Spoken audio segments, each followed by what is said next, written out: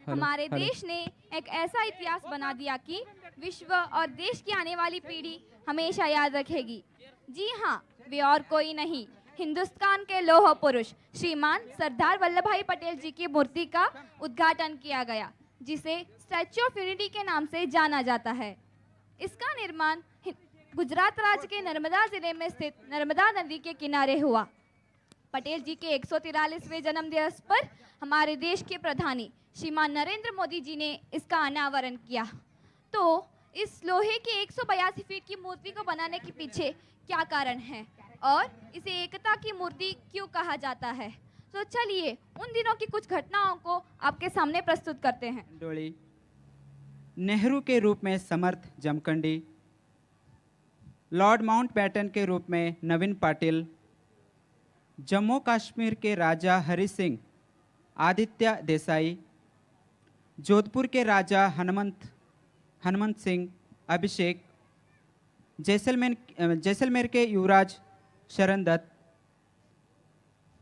पाकिस्तान बनाने वाले मोहम्मद अली जिन्ना के रूप में आदित्य कन्नूर, जिन्ना के सलाहकार अथर्व जमखंडी, हैदराबाद के निजाम के सलाहकार खाशवी रजवी वाजिद और हैदराबाद के प्रधानमंत्री के रूप में आबिद लायक अली के रूप में। तो चलिए कहानी को देखते हैं। तो कुछ बड़े बड़े रजवाड़े स्वतंत्र होना चाहते थे, वे भारत और पाकिस्तान में शामिल नहीं होना चाहते थे। इसका पूरा लाभ पाकिस्तान बनाने वाले मोहम्मद अली जिन्ना उठाना चाहते थे, लेकिन सरदार पटेल जी ने जिन्ना के सभी इरादों को नाकाम कर दिया। तो पहले दृश्य में हम देखते हैं कि माउंटबेटन ने जो पार्टीशन के बारे में बता दिया, तो इस विषय को लेकर Jawaharlal Nehru all India radio पर अपने देश के वासियों से बातचीत करते हैं। माउंटबेटन जी ने जो देश के विभाजन की बात कही है, इससे मुझे खुशी नहीं हो रही है। फिर भी विभाजन के बिना हमारे पास कोई रास्ता भी नहीं है। मेरी आशा है कि भारत एक अखंड देश बने। तो इस तरह जवाहरलाल नेहरू अपने भारतवासियों के लिए एक हौसला बनाए रखा। इस विषय को जानकर पाकिस्तान बनाने वाले मोहम्मद अली जिन्ना और उसके साथी नेहरू के बारे में क्या सोचते हैं, तो चलिए देखते हैं।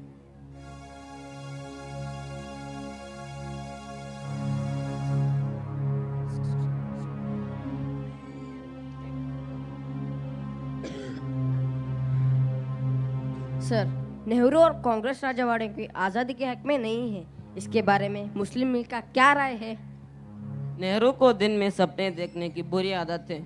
हमारे लिए लैप्स ऑफ पैरामाउंसी का सीधा मतलब यह है कि अगर आप हिंदुस्तान में रहिए या पाकिस्तान में, अगर आप आज़ाद रहना चाहते हैं तो आज़ाद रहिए। जो फैसला करेंगे राजा करेंगे या नवाब करेंगे। तो इस तरह जिन्ना ने अपने बातों को बता दिया। तो सन 1 जुलाई 1947 को मेनन और माउंटबेटन ये आपस में इस पार्टीशन के बारे में बातचीत करते हैं। सर, अभी तो हमने ट्रांसफर ऑफ पावर का ऐलान भी नहीं किया और 8000 से अधिक लोग मारे जा चुके हैं। अगर हमने इसे रोकने की कोशिश नहीं की तो आज की पीढ़ी क्या, आने वाली पीढ़ी भी हमें जिम्मेदार ठहराएगी। Sir, you have to interfere in this case. You are suggesting that I transfer 565 princely states to the domain of India. मुझे नहीं लगता कि सरदार पटेल, नेहरू या कोई भारतीय नेता मेरे इस विचार के लिए तैयार होंगे। सर, जितना मैं उन लीडर्सों के बारे में जानता हूँ, उसके हिसाब से आपके कोई भी रूल से वे कोई एतराज नहीं हो सकता। इनफैक्ट इंडिया को एक रखने के लिए वे लोग कुछ भी कर सकते हैं। सर, अगर आप इन सभी राजाओं को एक बनाएंगे तो हमारा हिंदुस्तान का भविष्य मजबूत हो जाएगा और हमारा हिंदुस्तान आपको हमेशा याद रखेगा। लेट मी थिंक, मुझे इस पर विचार करने दीजिए।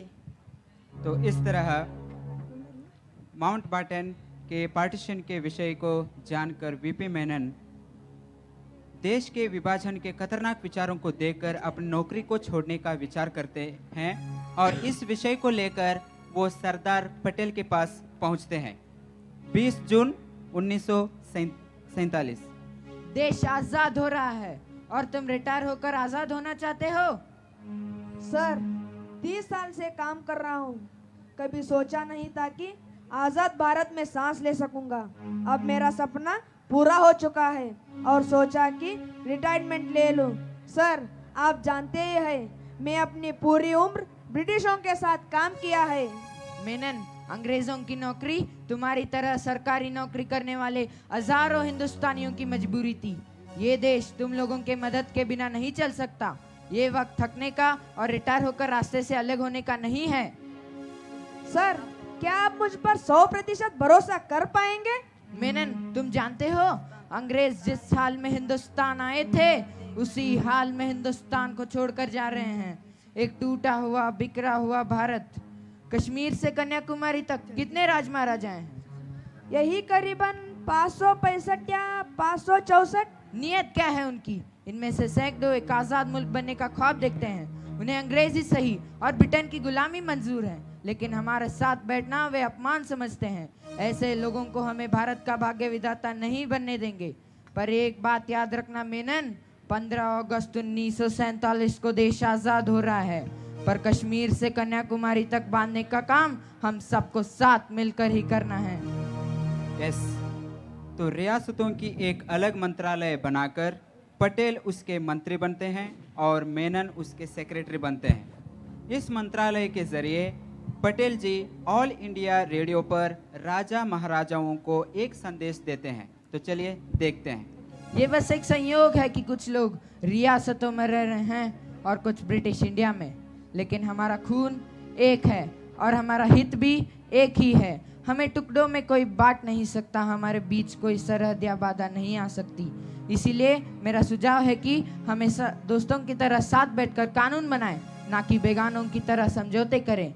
इसीलिए मैं सारे रियासतों के राजाओं और वहाँ की प्रजाओं को कॉन्स्टिट्यूएंट असेंबली की सभा में आमंत्रित करता हूँ। जय Hind.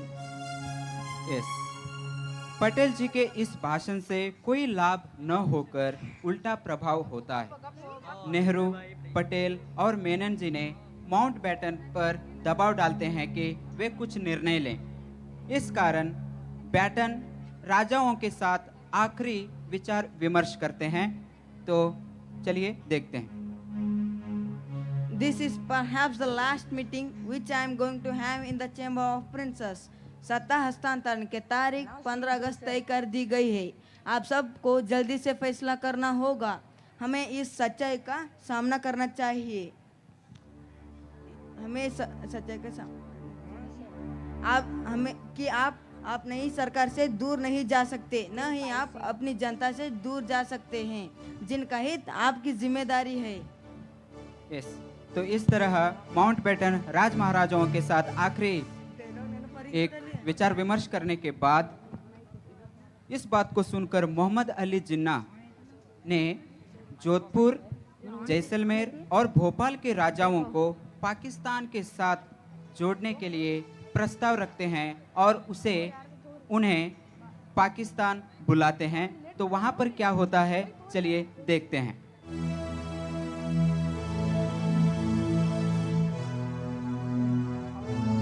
Your highness, welcome to Pakistan. बैठिए बैठिए।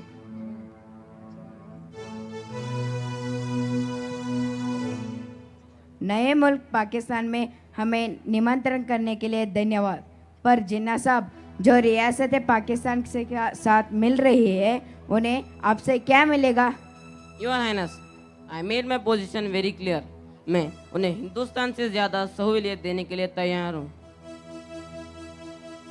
एंड योर हाइनेस, आपके लिए मैं सादे कागज़ पर साइन कर रहा हूँ। पाकिस्तान से शामिल होने के लिए जो शर्तें आप इसमें डालना चाहते हैं डाल लें। जिन्ना साहब, हिंदुस्तान के साथ हमारे मारवाड़ की महान रियासत मिलने पर हमें कांग्रेस के साथ दिक्कत होगी। अगर जोधपुर पाकिस्तान के साथ मिलेगा तो हमारे कुछ मांगे होगी। योर हाइनेस, मेरा साइन किया हुआ ब्लैंक पेपर आपके हाथ में है। जिन्ना साहब, अगर जोधपुर पाकिस्तान के साथ मिलेगा तो हमें कराची फोर्ट इस्तेमाल करने के लिए दे, हथियारों का फ्री पोर्ट हो, और सबसे अहम बात तो ये है हमारे जोधपुर के आपके सिंध के हैदराबाद जाने वाली रेलवे लाइन पर हमारा अधिकार हो। आजकल हमारे यहाँ अकाल फैला हुआ है, प्लीज़ आप राहत जल्दी भरिए। Anything for you your highness. Yuvraj, Jodhpur की तरह आपकी सरहद भी पाकिस्तान से मिलेगा तो क्या जैसलमेर भी पाकिस्तान से नहीं मिलेगा? हम पाकिस्तान से मिल सकते हैं जिन्ना साहब, पर हमारी एक कंडीशन है। जब भी हमारे राज्य में हिंदू और मुसलमानों का झगड़ा होगा तब क्या आप न्यूट्रल रहेंगे? एक ऐसा सवाल है महाराज कुमार, हमारे सपनों का मुल्क पाकिस्तान में ऐसा नौबत कभी नहीं आएगी। ये सब सोचना फिजूल की बात है। As long as central government and India are weak, we both are strong. I signed on the dotted lines. Please fill in the conditions. Your highness Maharaja Jodhpur, Jinnah sahab को कल कराची जाना है। बेहतर होगा अब पाकिस्तान में मिलने का मसौदे पर आज ही दस्तखत करें। पर मेरे पर जिन्ना साहब, हमारा राज्य 33,000 किलोमीटर में फैला हुआ है और 50 से भी ज़्यादा जागीरदार है, और राजमाता भी तो है ना, मुझे उनसे सलाह लेनी होगी। और मैं शुक्रगुजार हूँ जिन्ना साहब का कि उन्होंने मुझे इतना बड़ा प्रस्ताव मेरे सामने रखा। मैं जल्दी सोचकर अपना निर्णय आपको बता दूंगा।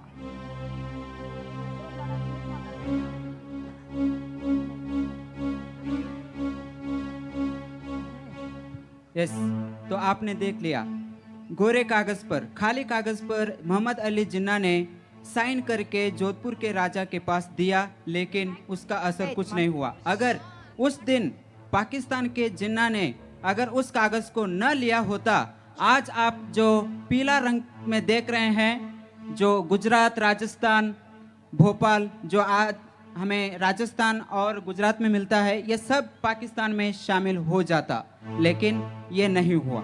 यस, तो आगे हम कहानी में देखेंगे।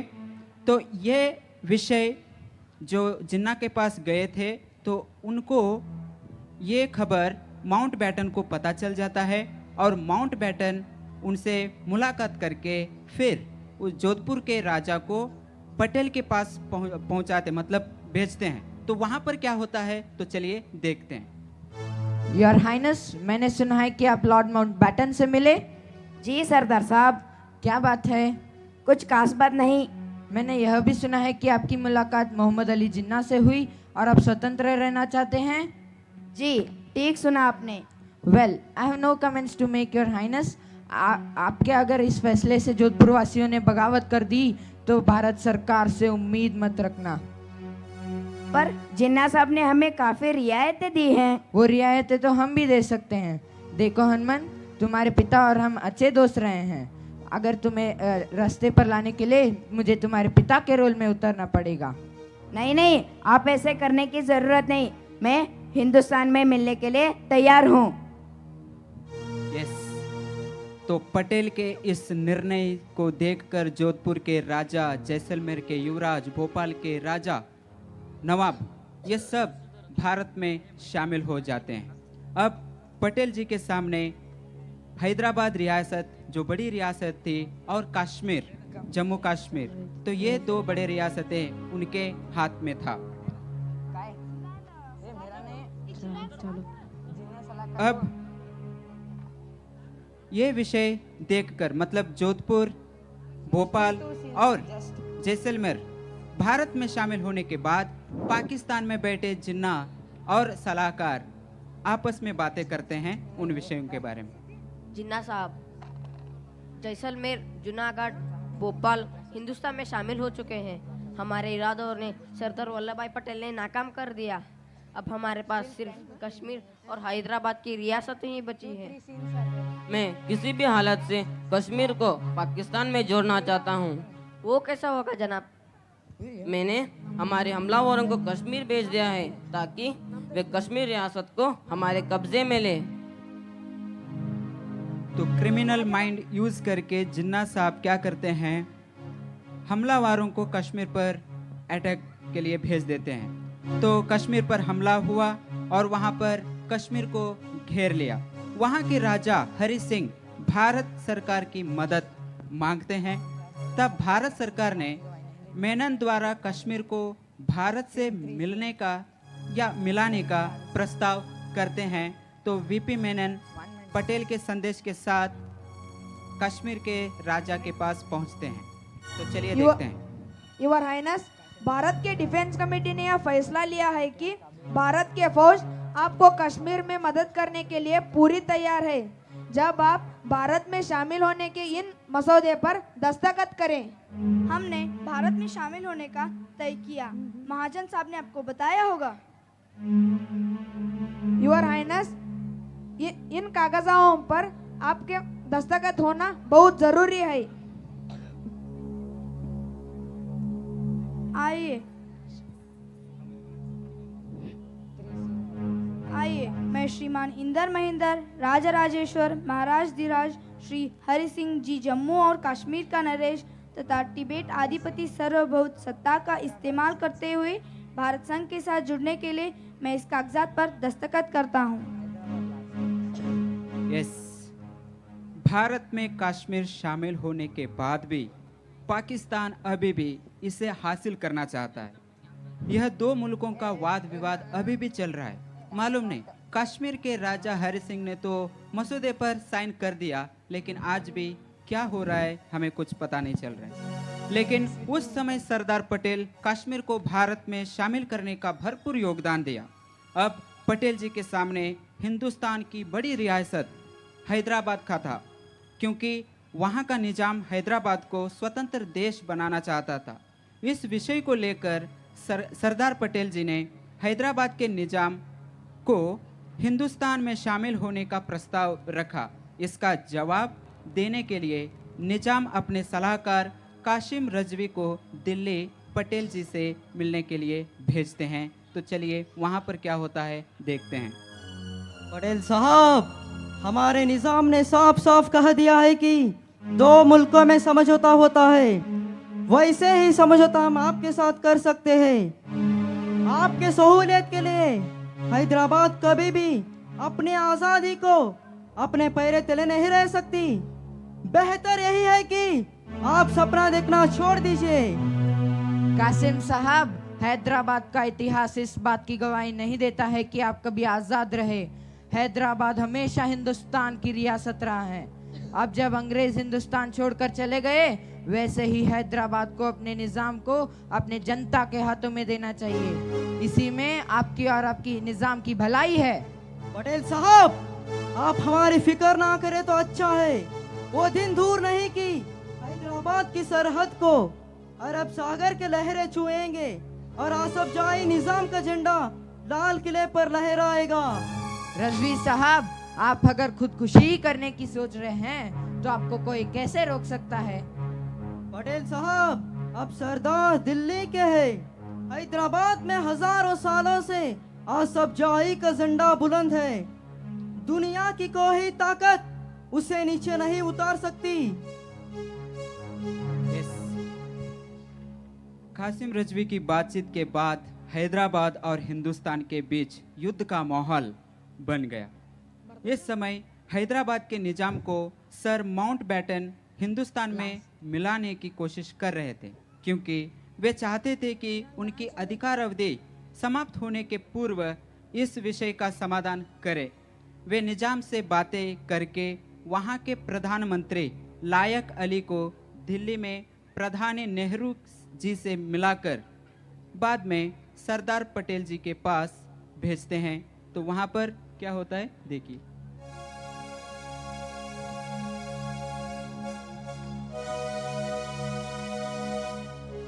मैं आपको किसी उलझन में नहीं रखना चाहता। हैदराबाद की समस्याओं का हल भी वही होगा जैसे दूसरे रियासतों का हुआ है। आप हैदराबाद के केस को दूसरी रियासतों से जोड़कर देखेंगे तो हम किसी भी नतीजे पर पहुंच नहीं पाएंगे। हमारी आज़ादी गैर विवादास्पद है। तो हमारे यहाँ होने का कोई मतलब नहीं।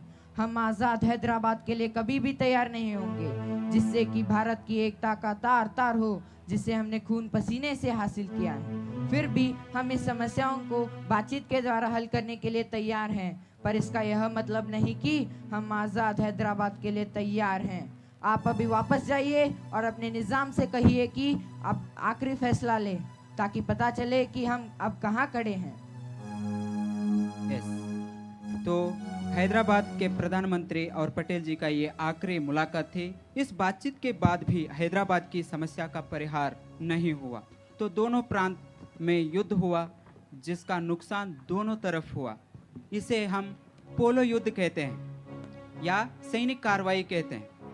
युद्ध के 5वें दिन निजाम ने भारत के घुटनों में सिर रख दिया, मतलब हार मान ली, और स्वतंत्र भारत होकर 8वें महीने बाद हैदराबाद रियासत भारत में जुड़ जाता है। तो इस तरह सरदार पटेल जी एक भारत का निर्माण करने में भरपूर योगदान दिया। इसी एक विषय को लेकर हम उसे स्टैच्यू ऑफ यूनिटी के नाम से हम आज देख रहे हैं। तो इस विषय को आपको यहाँ पहुँचाना था, तो ये छोटा सा एक स्किट के जरिए हमने आपको दिखाया है। तो एक सलाम सरदार पटेल जी के लिए।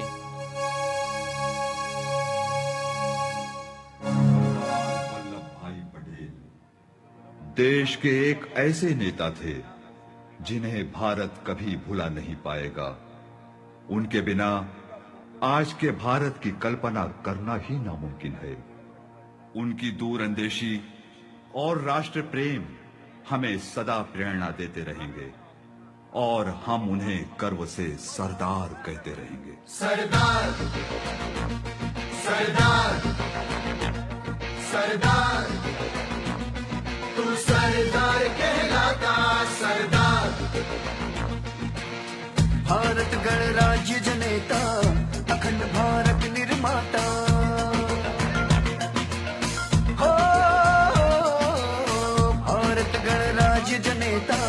अखंड भारत निर्माता,